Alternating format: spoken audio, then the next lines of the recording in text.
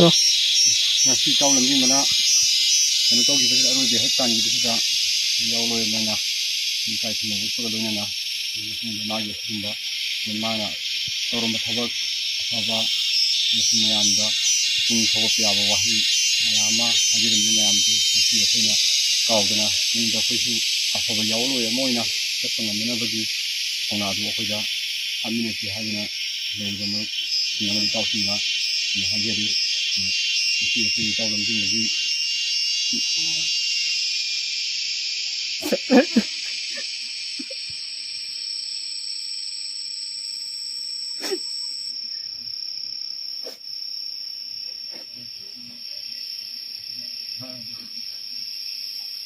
Dia itu namanya kawayok dah macam nak, lagi mana ada ini sini, lagi boleh semua nak,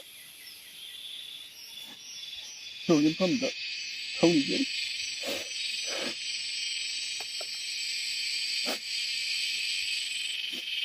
Siapa itu? Jangan.